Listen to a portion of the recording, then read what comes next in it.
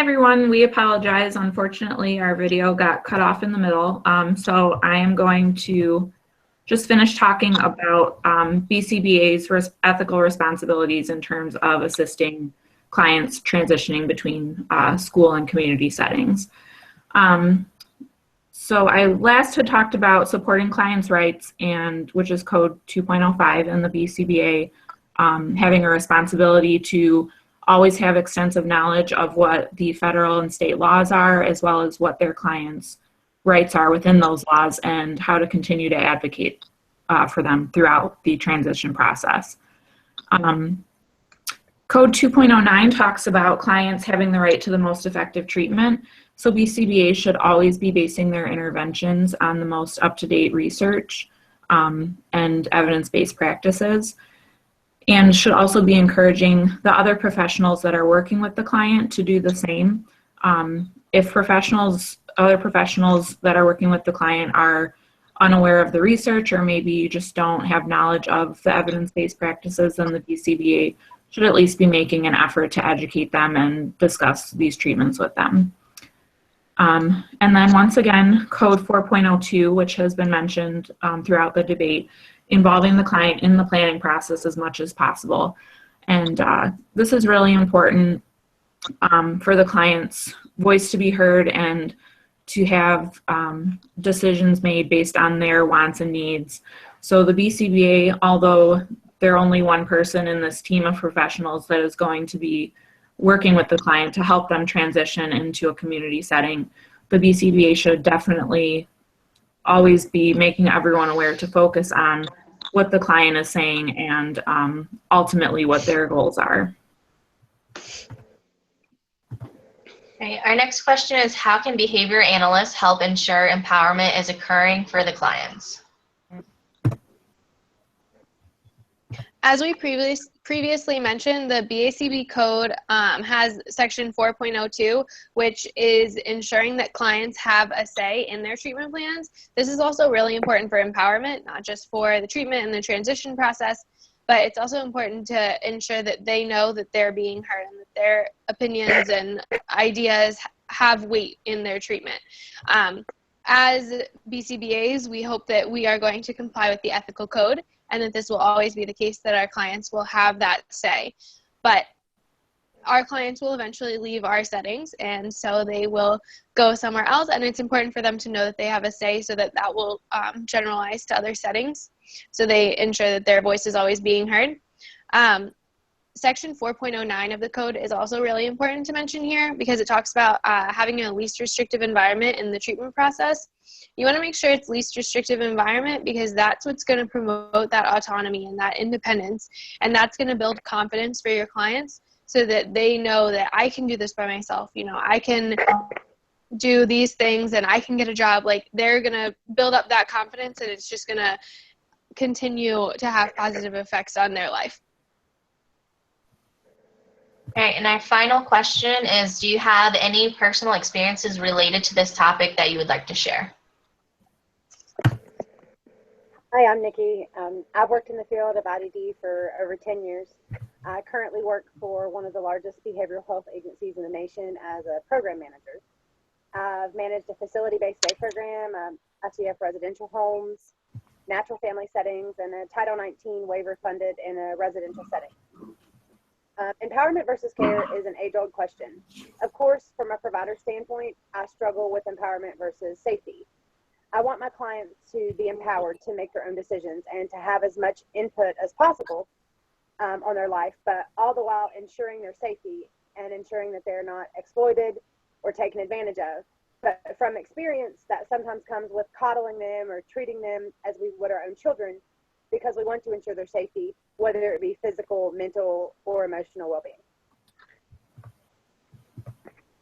Hi, I'm Rachel. I'll go next. My experience with this topic mainly comes from working as a case manager in community mental health.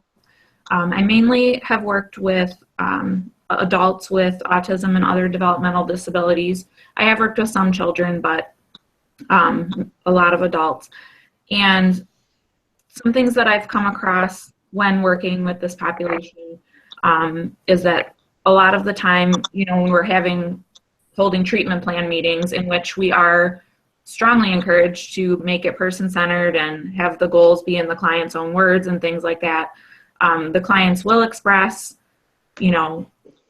having goals or desires to do things in the community, such as get a job, get their own apartment, a lot of different things. And what was frustrating is that a lot of the time I felt that as much as you tried to advocate and, help the client reach these goals, there seemed to be a lot of discrepancy within the system as far as what's available, like what kind of programming is available. Also placing a lot of restrictions on what the client can and cannot do if, certain people felt that maybe their safety would be at risk, or, just having so many people involved, you get a lot of different opinions and what they think is best for the client, when really we should be focusing on what the client feels is best for their own life. So, but really, I did feel I got to advocate for empowerment for my clients, but it just was a little challenging at times. Hi, I'm Amy, and unfortunately I have not had that much experience in this topic. I mainly work with children that are about 7 to 11 years old in a modified classroom, and we focus on using ABA therapy. But for the past year and a half, I've been working in home with a client that's 19 years old. And I really chose this topic because I wanted to learn more about the transitional period that he's getting ready to go through.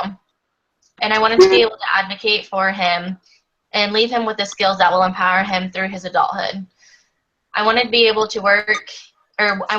be able to work and be as independent as possible, because I think it's his personal right, I think it's his right as well as to be a part of the society. And with the right help, I fully believe that he can and he will.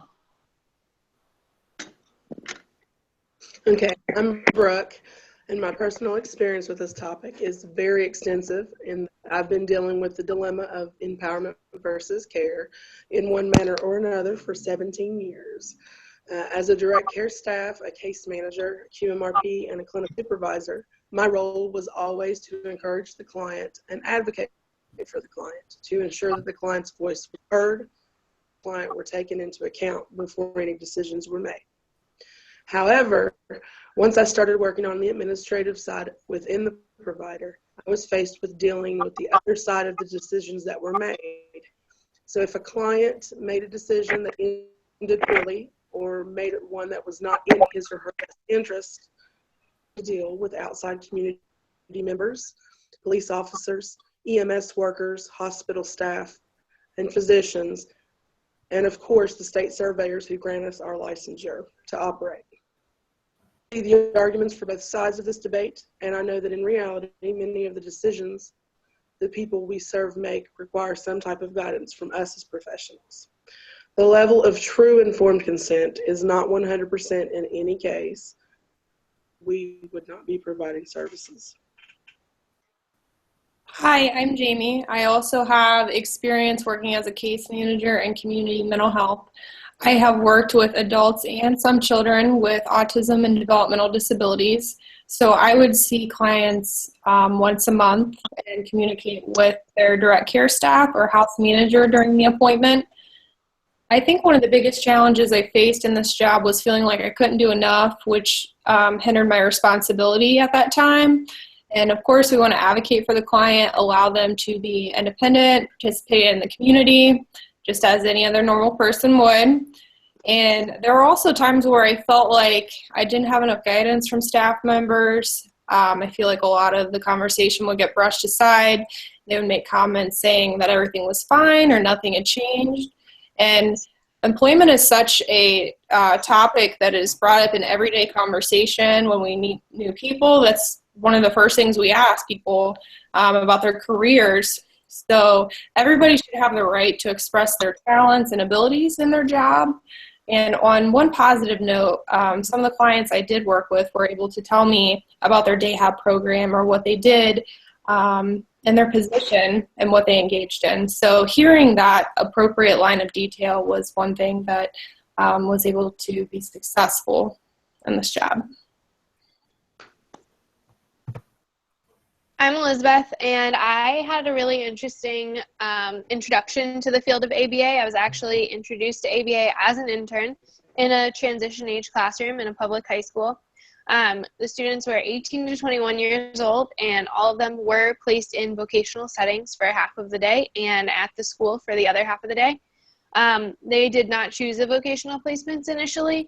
They were chosen by the school for them, which was not my favorite thing about it, but the system worked really well where those students who had enough verbal abilities and vocal abilities to say, you know, I don't really like this placement, I want to do something else, they would then move into a process with them where they would fill out job applications, teach them how to look for a job, how to go through an interview, how to dress for an interview, and how to change that thing in their life that they weren't happy with, how to change it so that in the future they could change it on their own. Students who weren't at that point where they could say, you know, this isn't really my favorite thing to do, like I'd rather be doing something else, their programs at the school focused more on to have more verbal interactions and tell people what they liked more and have those preferences and have them be known so that their work could be more what they would like to do. But also at the school, they worked on basic living skills. You know, they did cooking and how to do your laundry, like really simple things that we kind of take for granted at that age. You know, I mean, you're going to college, you're learning those things, but it is really essential to be a functional adult, to be able to do simple things like cook a meal for yourself. It doesn't have to be extravagant, but just, you know, spaghetti for one person.